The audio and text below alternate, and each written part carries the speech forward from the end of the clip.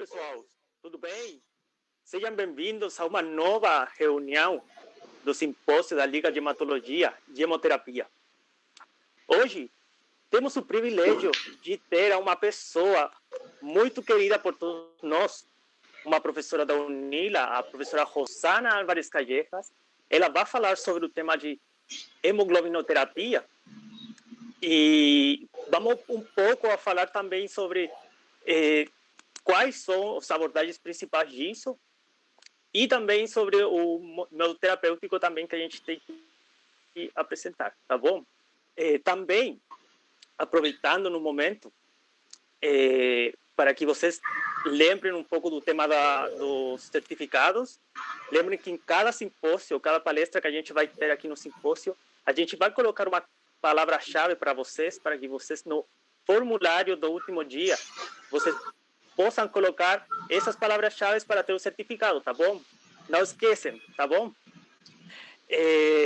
Outra coisa, lembrando também algumas datas do simpósio, lembre que também temos a próxima semana 2 palestras mais com a professora Fabiana, a professora Rosana e a professora Tatiana.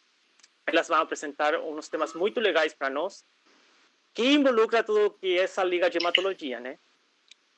E também lembrando que a plataforma que a gente está usando para isso é o Facebook Live, tá bom? Então, para seguir, eu queria apresentar para vocês uma pessoa, como eu falei, uma pessoa muito especial para nós. É uma pessoa orientadora de nossa liga, a professora Rosana Álvares Callejas. Ela possui uma graduação em medicina pelo Instituto de Ciências Médicas na Habana. Atualmente é professora do Magistério Superior da Universidade Federal de Integração Latino-Americana e tem experiência na área de medicina com ênfase em hematologia. Professora, me está escutando? Estou, sim. Bom, professora Rosana? Vamos iniciar. Sim, estou escutando, sim. Vamos iniciar nossa apresentação. Posso começar?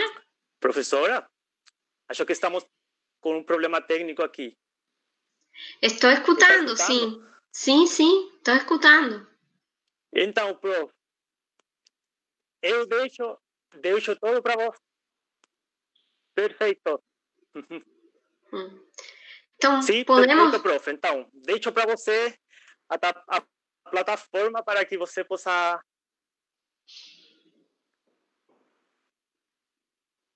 Perfeito, prof.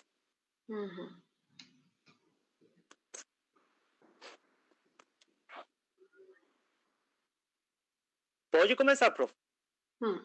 Bom, então, como já tinha sido apresentado, na tarde de hoje vamos tratar o tema das hemoglobinopatias, que são uma das anemias hemolíticas congênitas mais frequentes. Este tipo de anemia não tem uma frequência tão elevada como as anemias nutricionais, mas desde o ponto de vista das consequências, que são anemias que afetam bastante a qualidade de vida do paciente e que são diagnosticadas, inclusive, desde os primeiros meses de vida, elas têm uma grande transcendência na medicina. Vamos começar apresentando um caso. É uma paciente do sexo feminino que tem 1 ano e 3 meses de idade, da raça negra. Ela é natural do município Açucena, em Minas Gerais. Atualmente ela está morando em Foz do Iguaçu, estado do Paraná. Ela é filha de uma adolescente de 16 anos, mãe solteira, e ela decide levar a sua filha a UPA João Samec, aqui em Foz do Iguaçu, devido a que ela percebe que há 2 dias sua filha iniciou um quadro agudo de dor intensa em regiões dorsal e plantar dos pés e pododáctilos, com incremento da temperatura local, edema, interrupção da deambulação e irritabilidade, está bem chorosa. Então ela decide consultar a sua filha. Este caso tem a particularidade que na hora de realizar o exame físico, a criança recusa-se a apoiar os pés no chão. Uma criança que já tem 1 ano, ela já estava iniciando já a deambulação sozinha, mas evidentemente ela tem dor nos membros inferiores porque não, ela se recusa a apoiar os pés no chão. De forma geral, ela se vê, tem aspecto doente, está histérica, com um peso de 9 quilos para 1 ano de idade, ela está um pouquinho abaixo do peso, com frequência cardíaca em 112, batimentos por minuto e frequência respiratória em 22, a palpação do abdômen, tem uma esplenomegalia com um vaso palpável a 1 centímetro do reborde costal esquerdo. Quando se realiza a anamnese da mãe, aprofundando mais com respeito aos antecedentes perinatais, ela é a primeira filha da mãe adolescente e o pai é desconhecido devido a um relacionamento informal da mãe que nunca mais voltou a ver ele, então não conseguiu fazer o acompanhamento pré-natal nem com os exames maternos, nem com os exames paternos. Isso aqui é uma situação bem que compromete o diagnóstico posterior, porque tem exames que são realizados durante o pré-natal, tanto a mãe quanto ao pai, que são muito importantes na hora de fazer diagnóstico deste tipo de problemas que são congênitos. O parto foi via vaginal a termo, com um Apgar de 5,9 e o peso ao nascimento foi de 2.790 gramas. Foi notificada uma alteração do teste do pezinho. O teste do pezinho é realizado na primeira semana após o nascimento, mas como esta mãe e sua filha viajaram e se trasladaram do estado de Minas Gerais para o estado de Paraná, não foi possível dar seguimento a isso. E a mãe também não procurou novamente a unidade de saúde para tentar repetir os exames novamente. Tem um histórico de 2 internações hospitalares com 10 e 12 meses de idade devido a um quadro respiratório febril que precisou tratamento com antibiótico. Ela foi amamentada com leite materno até os 6 meses de idade. Dentre as outras questões que se perguntam na anamnese, tem uma alimentação normal, habitual de casa, come de todo, e aparentemente o desenvolvimento neuropsicomotor está normal. Quando foi realizado o hemograma, se constata uma anemia normocítica e normocrômica em 8,2 gramas por decilitro, uma leucocitose com neutrofilia e as plaquetas também com uma tendência à trombocitose. A contagem de reticulócitos está elevada e a velocidade de hemossedimentação está em 10 milímetros por hora. Está baixa para apresentar esta criança um quadro agudo, que normalmente este parâmetro se altera devido a diferentes causas. A bilirrubina total está elevada em 3,5 a expensas da bilirrubina indirecta. A bilirrubina direta está normal e a enzima deshidrogenase láctica está elevada. Analisando tanto o quadro clínico da paciente, uma paciente que tem 1 ano de idade, que é ainda pequena, com histórico de alteração do teste do pezinho, que a mãe não acompanhou o pré-natal, que mesmo assim, com 2 internações hospitalares, não foi possível fazer um estudo mais certeiro. A causa mais provável é que se trate de um transtorno congênito, uma anemia hemolítica congênita. Quando pensamos numa anemia hemolítica congênita, devemos considerar várias alterações, entre as quais podemos citar os defeitos de membrana, como a esferocitose e a liptocitose, que também aparecem durante os primeiros meses de vida. Inclusive aparecem geralmente com 2, 3 meses de idade já as crianças apresentam queda da hemoglobina bem evidente, sem alterações dos leucócitos nem das plaquetas, inclusive a níveis tais que precisam transfusão de hemácias. Outras causas de anemias hemolíticas congênitas são as deficiências enzimáticas, como a deficiência de glucosa 6-fosfato deshidrogenase, mas este transtorno não é tão frequente e tem várias formas clínicas, algumas delas só se manifestam sob determinadas condições, como é a ingestão de alguns fármacos, principalmente antibióticos, como sulfas, outros quadros como infecções e outras circunstâncias que propiciam quadros de hemólise. E, finalmente, devemos considerar as hemoglobinopatias, principalmente a mais frequente, que é a hemoglobinopatia SS e suas variantes, quando se combina com a hemoglobina C ou com as talassemias, que em algumas regiões do Brasil, Nordeste, o estado de Minas Gerais, são bastante prevalentes. Para a região sul do Brasil, não é muito frequente, mas para outras regiões, como Norte e Nordeste, sim, tem uma incidência muito mais elevada. E para profissionais da saúde que residem e trabalham nessas regiões, não é raro na hora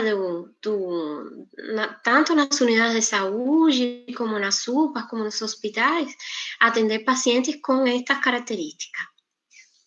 Já outras causas de anemia hemolíticas adquirida são menos frequentes neste caso. Elas estão mediadas por anticuerpos, tanto as autoinmunes como as aloimunes.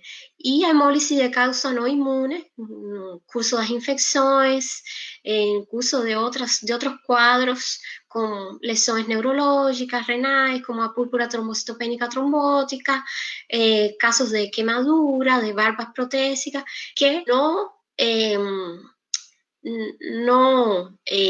é o caso da paciente que não tem essas características. Neste caso, se poderia pensar mais referente a uma anemia hemolítica congênita por uma hemoglobinopatia.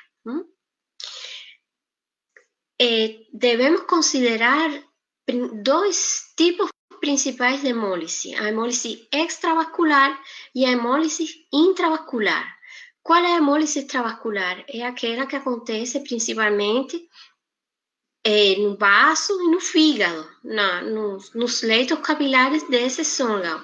Por quê? Porque os vasos sanguíneos são bem mais estreitos e as hemácias precisam se adaptar para passar por esses capilares que têm um diâmetro inclusive menor a 8 micras, que é o tamanho normal da hemácia. E devido às alterações próprias da hemoglobina S, que ela precipita sob determinadas condições de pH, tem condições muito mais propícias para acontecer esta hemólise. Normalmente, estas hemácias de pacientes com hemoglobinopatia, elas transitam sem tanta dificuldade pelos vasos sanguíneos sistêmicos. Então, não é uma hemólise que depende tanto dos leitos vasculares sistêmicos, mas uma hemólise que depende do leito extravascular de órgãos como fígado e baço. Qual é a principal base fisiopatológica de todas as alterações das hemoglobinopatias? Temos que partir da estrutura normal da hemoglobina, que é uma proteína compuesta por 2 cadeias alfa e 2 cadeias beta. E tem outra parte referente ao grupo M. No caso das hemoglobinopatias, o defeito fundamental está na estrutura da cadeia beta. E a base de tudo isso é a substituição de um aminoácido glutâmico pela valina na posição 6 da cadeia beta. Lembrando qual é a origem das hemoglobinopatias, temos que pensar que desde a vida embrionária, já o embrião, um dos primeiros órgãos que já está funcionando é o coração do embrião. E, ao mesmo tempo, os vasos sanguíneos e o sangue também já está exercendo sua função de transportar oxigênio para o desenvolvimento de todos os tecidos, de todos os órgãos. E essa primeira hemoglobina, temos 3 tipos principais de hemoglobinas fetais. Elas são a hemoglobina Gower 1, hemoglobina Portland e hemoglobina Gower. Elas são substituídas pela hemoglobina fetal já no período fetal. Entre as 8 e 12 semanas, tem uma transição entre estas hemoglobinas embrionárias e a hemoglobina fetal. E, posteriormente, na hora do nascimento, o feto, o recém-nascido, ele tem 50% de hemoglobina fetal ainda e 50% da hemoglobina A do adulto, em condições normais. E já entre 3 e 6 meses, vai diminuindo a quantidade de hemoglobina fetal e com 6 meses, ele já tem praticamente a mesma proporção de hemoglobina A que o adulto normal. Qual é a importância de toda esta explicação? Sucede que tanto as hemoglobinas embrionárias como as hemoglobinas fetais, elas não têm cadeias beta. As cadeias beta já aparecem mais com a hemoglobina A. Então, o que acontece? Quando não temos cadenas beta, não se evidencia este transtorno de precipitação da hemoglobina. E é por isso que os sintomas da hemoglobinopatia S vão ser mais evidentes já no período entre 5 e 6 meses de idade. Anteriormente, não, porque a proporção de hemoglobina fetal vai proteger da precipitação da hemoglobina S.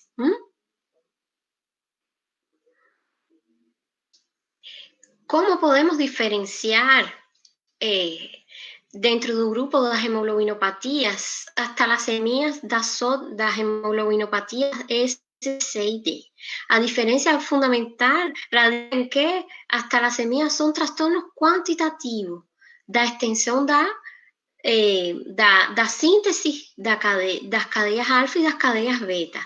E as hemoglobinopatias são transtornos qualitativos, devido à substituição de aminoácidos da cadeia. Mas, ao final, tanto um grupo como outro, eles vão a ter muitas características clínicas, vão a compartilhar características clínicas bem parecidas.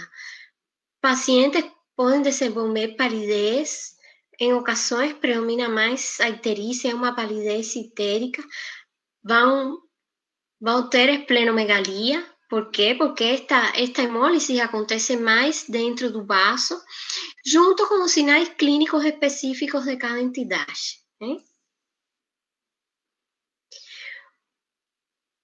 Que achados laboratoriais vamos encontrar como denominadores comuns das anemias hemolíticas?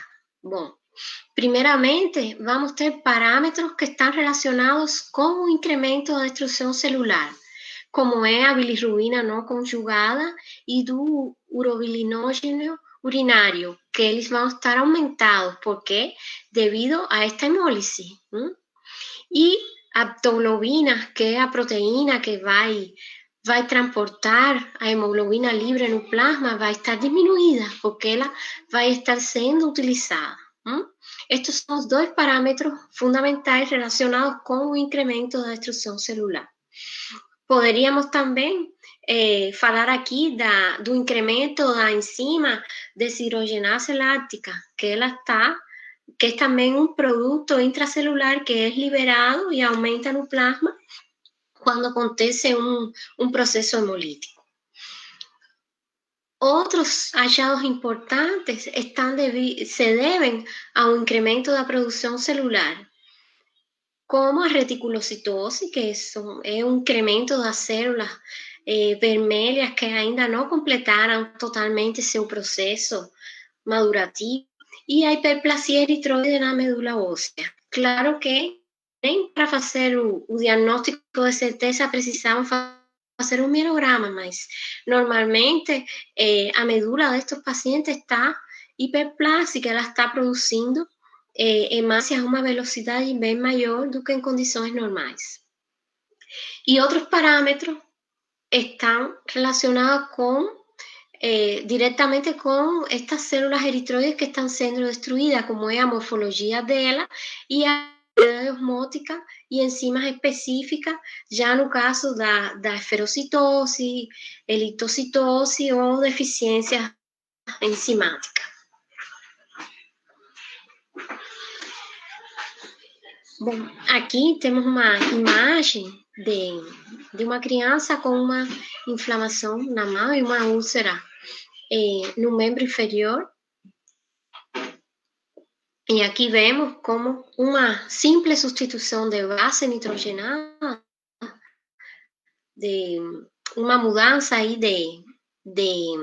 da adenina por timina, já resulta na síntese, na mudança de um códon do ácido glutâmico pela alanina. Só para trocar a adenina por timina já mudou a base nitrogenada, mudou o aminoácido e mudou a proteína totalmente, que já essa hemoglobina es hemoglobina A, e a base fisiopatológica de este trastorno.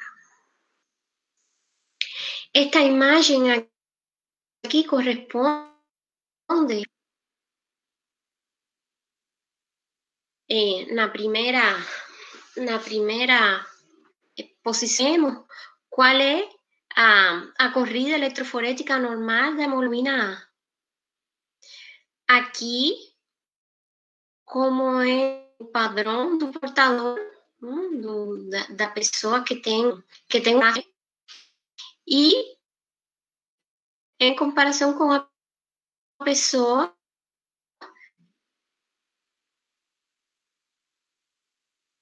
que tem a hemoglobina S, muda bastante aqui. Aqui como seria em uma pessoa que que tem um traço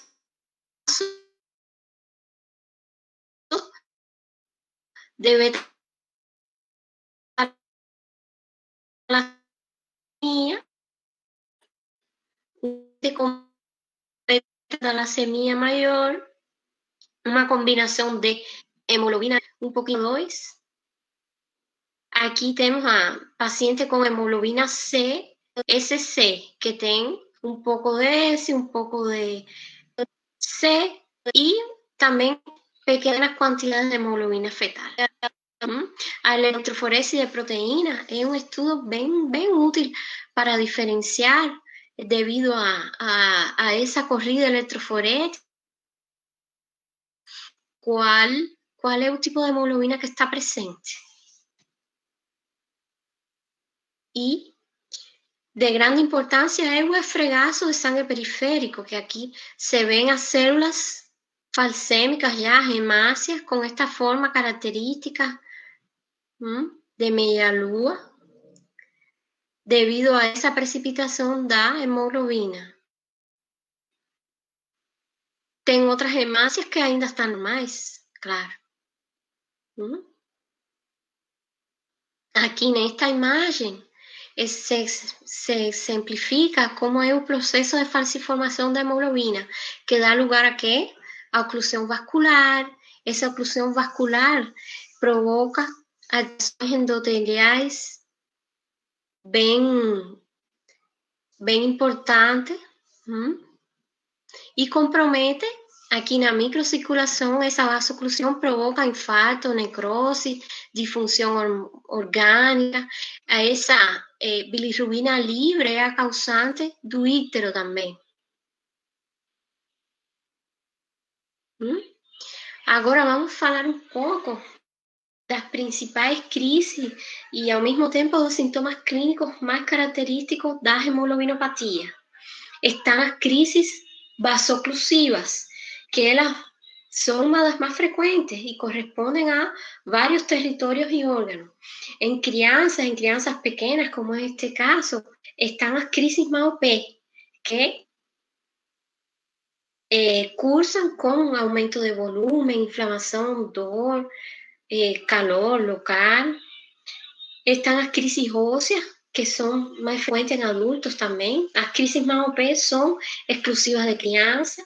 As crises óseas, abdominais, hepáticas, já assim, acontecem tanto em crianças como em adultos.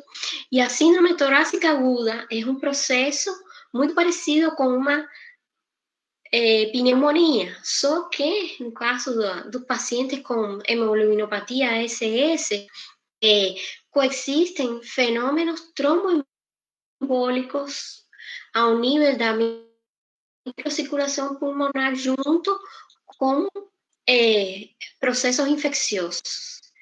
Priapismo, principalmente em adultos, pode cursar com crises repetitivas de priapismo, se complica posteriormente na vida adulta com impotência sexual. Sequestro esplênico é um quadro que é bem característico de criança, porque toda essa falciformação incrementada no vaso leva a uma queda do hematócrito, porque essa hemólise dentro do vaso, imaginem, nesse quadro, a queda de hemoglobina é de várias gramas, inclusive a criança pode parecer como um choque hipovolêmico. E aqui, além da queda da hemoglobina, em poucas horas, aparece uma esplenomegalia. O vaso cresce em pouco tempo, e se não é feito diagnóstico, é causa frequente de óbito.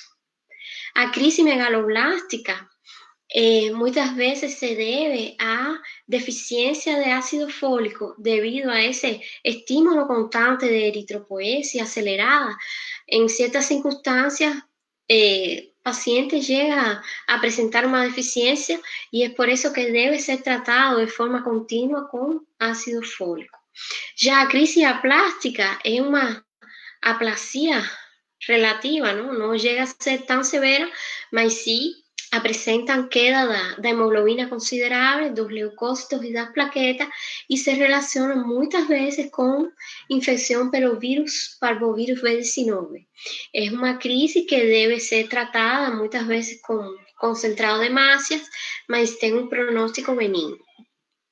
Em pacientes com hemoglobinopatia S, tanto crianças como adultos, é relativamente frequente a complicação com acidente vascular encefálico, quando todo este processo de falciformação de microtrombos acontece prioritariamente na circulação cerebral, e já compromete bastante a qualidade de vida. A disfunção esplênica também é uma constante praticamente em crianças e em adultos, principalmente já depois de que o próprio paciente, devido a microinfartos esplênicos repetitivos, vai desenvolver uma disfunção esplênica. É como se ele não tivesse vaso. Ele mesmo se autoesplenectomizou. E é por isso que estes pacientes se consideram deprimidos e eles precisam tomar algumas vacinas, como é a vacina para o pneumococo, já que eles têm uma predisposição para as infecções, principalmente por micro-organismos encapsulados.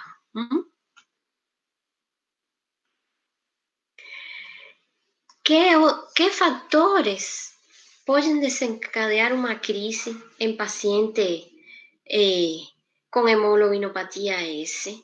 Bom, às vezes a crise não tem uma causa identificada, mas outras vezes sim, tem uma infecção, tanto viral como bacteriana, uma desidratação, temperaturas extremas, muito calor, muito frio, o estresse emocional, o estresse da cirurgia, a gravidez, a própria menstruação nas mulheres, consumo de álcool.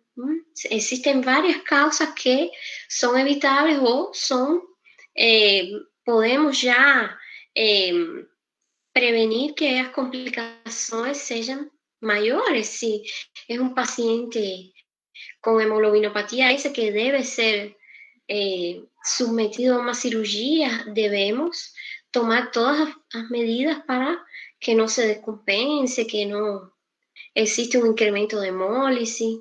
Durante la gravidez también, lo ideal sería preparar a esa mujer para a gravidez, inclusive dar un aconselhamento de que ela esteja ciente de todas as consequências de uma gravidez, que é uma gravidez de risco extremo, mas mesmo assim, elas têm também seu direito, não, de ter filhos ou não, mas devem estar o mais preparada possível para esse momento.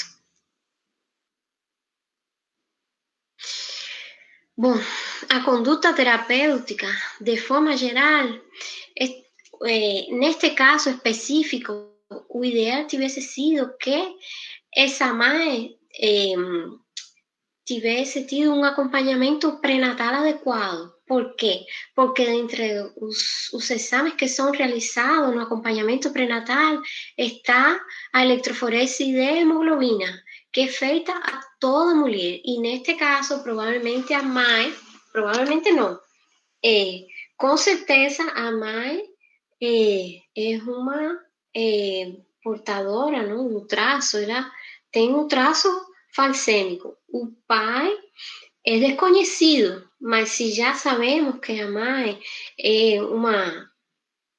provavelmente tem uma hemoglobina AS e que o teste do pezinho da criança deu alterado, já é um caso que deve ter um acompanhamento, que mesmo sem sintomas, nos primeiros meses de vida, devido a que ainda tem uma quantidade importante de hemoglobina fetal que diminui o risco de falsificação, este diagnóstico deve ser feito. E temos, neste momento, aqui no Brasil, a própria atenção pré-natal garante que seja feito o diagnóstico desde os primeiros meses de vida e que não seja um diagnóstico como este caso, que foi um achado. Como é que vamos fazer o tratamento das crises de dor, das crises manopé? O mais importante é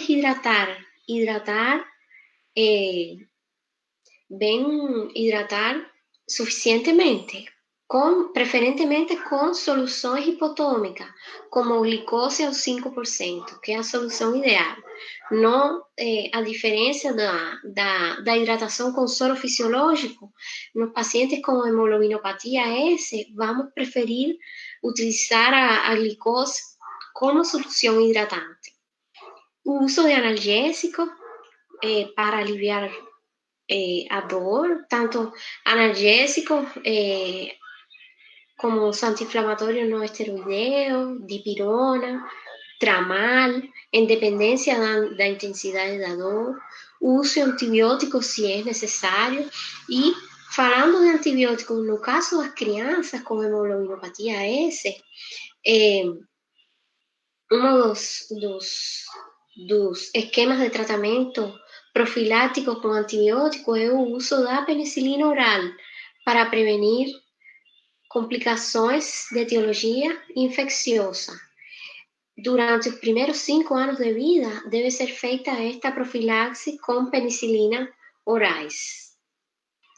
Além das vacinas e de todas as demais medidas para garantir uma alimentação adequada, um desenvolvimento psicomotor e neurológico adequado, entre outras coisas. Quando é que vamos a transfundir hemácias? Vamos transfundir hemácias quando exista uma queda considerável abaixo dos níveis normais ou dos níveis de hemoglobina habitual, em quadros de sequestro esplênico, em quadros de incremento da hemólise.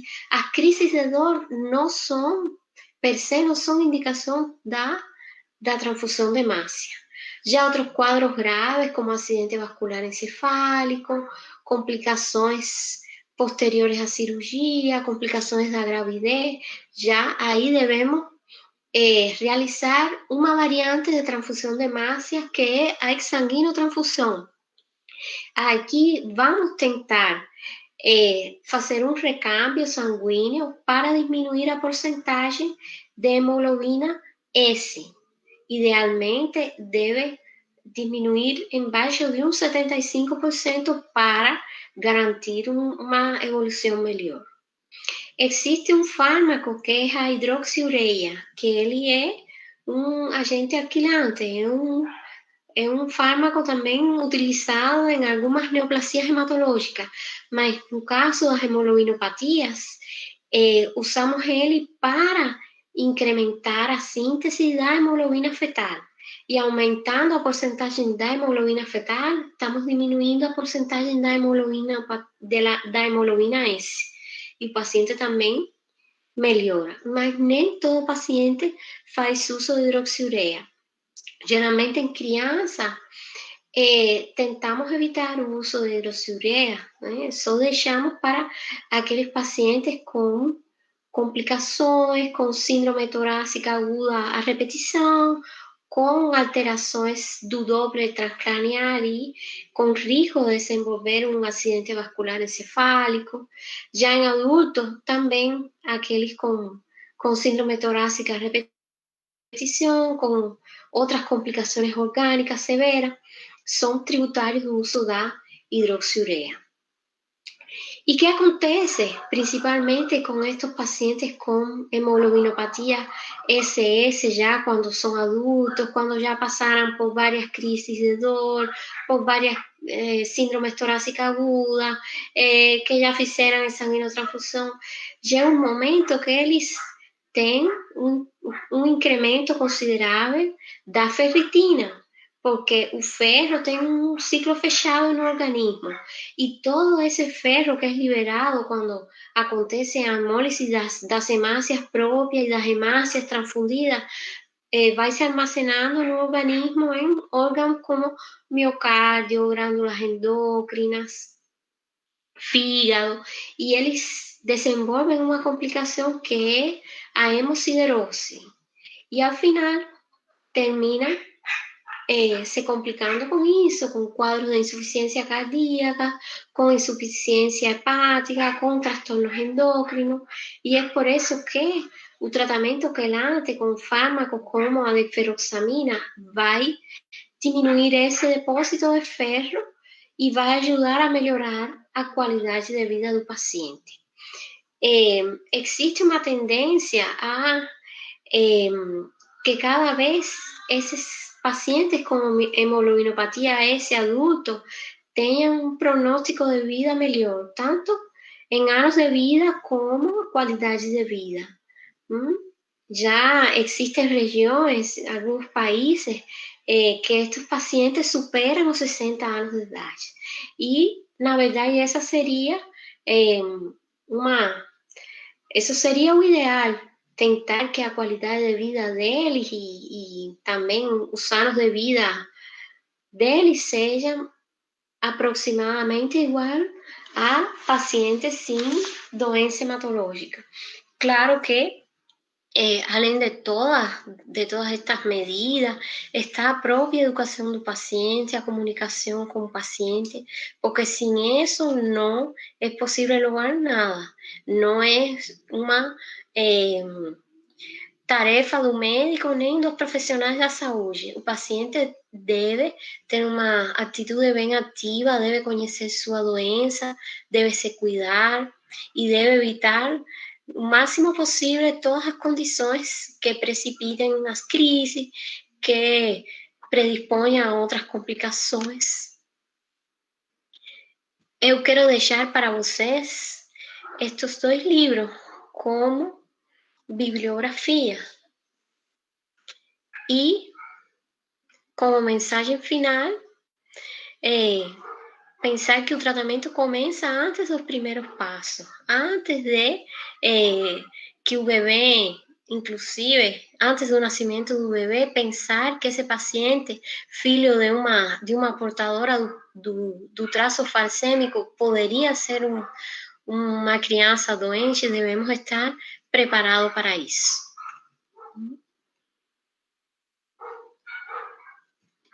Então, queria saber se tem alguma pergunta. Algo mais? Profe, bom, primeiro felicitar a você pela estupenda palestra que você fez. A verdade é que ajudou muito para resolver algumas dúvidas, mas temos aqui algumas perguntas, algumas pessoas estão fazendo, sobre, por exemplo, você falou que tem uma carga genética, né? Porque tem alguns setores do Brasil que dá essa doença e outros não. Tem alguma coisa que ver? Tem alguma outra coisa relevante a isso? Ou é só porque nesses lugares só se dá essas doenças? Assim, a hemoglobinopatia SS está muito relacionada com a raça negra. Por quê? Porque a origem da própria doença, essa mutação, aconteceu inicialmente no continente africano, há muitos milhares de anos atrás. No continente africano tinha uma prevalência elevada de malária. E o que acontecia? Pacientes com hemoglobina AA morriam de malária. Pacientes com hemoglobina SS morriam das complicações da doença falciforme. E o que aconteceu com aqueles que portavam o traço, mas não eram doentes? Quem era AS, afinal, tinha uma vantagem. Então, a grande população do continente africano portava o traço. Quando iniciou a escravidão e foram trasladados do continente africano para a América, eles levavam a genética deles também. E ainda hoje, em nossos dias, mantemos as mesmas características genéticas. E devido à própria miscigenação racial, às vezes vemos pacientes com pele branca, com olhos claros, loiros, que são portadores do traço, porque existe bastante mistura. Mas, por outro lado, é verdade que aqui na região sul do Brasil é menos frequente devido também ao processo de migração dos europeus que se dirigiram mais para a região sul do Brasil. Desde o ponto de vista populacional, da genética populacional, os genes estão prevalentemente, aqueles que estão associados à hemoglobinopatia S, estão mais nas regiões norte e nordeste do Brasil. E não tanto na região sul, mas isso não significa que não tenhamos pacientes com, é decir, desde o ponto de vista racial, características de europeus e tenham um traço. Isso para nada deve ser uma coisa assim, rotundamente, mas devemos conhecer um pouco da história da colonização, da escravidão, para entender o que está passando. Entendi. Profe, e tem aqui outra pergunta aqui que estão fazendo por Facebook. Se é perigoso pacientes que tenham alguma hemoglobinopatia. Como sabemos, depende de que sabemos que tem várias, né? Então, nesse processo atual agora, é perigoso para uma pessoa ter alguma dessas doenças? Mas desde o ponto de vista da imunidade, por exemplo? Porque sim, é um fator de risco grande, devido a transtornos imunes, devido à própria falta de função, a função inadequada do vaso e devido a outras complicações que já tem este tipo de pacientes. O endotélio vascular está praticamente estimulado o tempo todo, tem lesões endoteliais, tem lesões orgânicas, insuficiência renal talvez não clinicamente, mas o rim não funciona adequadamente, o fígado, afinal, também não funciona adequadamente, o pulmão também. Existe uma tendência à hipertensão pulmonar, então são pacientes de risco. Entendi. Profe, e aqui temos outra pergunta. Tem alguma relação com a alimentação na mãe do paciente? Ou algum fator epigenético? Sempre está relacionado. Neste caso, consumo diminuído de ferro da mãe ou consumo diminuído de ácido fólico da mãe também predispondria a piora do quadro clínico da filha dela, da paciente. Sempre vai ter uma relação. Alimentação, pacientes com hemoglobinopatia, tanto crianças como adultos, devem ter uma suplementação com ácido fólico, deve ser uma alimentação adequada, a hidratação é muito importante, é algo que sempre devemos ter presente, mesmo que a causa não está relacionada com a alimentação, mas uma alimentação adequada garante um melhor prognóstico. Perfeito, prof. Acho que ficou tudo claro com essas respostas. Bom, voltamos a agradecer a participação de você. Muito obrigado pelo tempo e por entregar esse conhecimento para as pessoas que estão assistindo a live. Deseja dizer alguma outra coisa, prof? Não, agradecer você pelo convite. Só isso. Perfeito, prof. Muito obrigado. Lembrando também que a próxima semana vamos a seguir com o nosso simpósio da Liga. E também temos outra Liga preparada da professora Rosana também. Então, deixo o convite aberto para todos vocês, que a próxima semana, dia 20 e dia 21 de agosto, a gente vai ter as últimas palestras da Liga, tá? Lembrem de colocar sempre as palavras-chave. E fica o convite aberto para todos vocês. Muito obrigada. Obrigado a você, profe. E obrigado também a todos os palestrantes e a todas as pessoas que estão agora olhando o simpósio. Muito obrigado.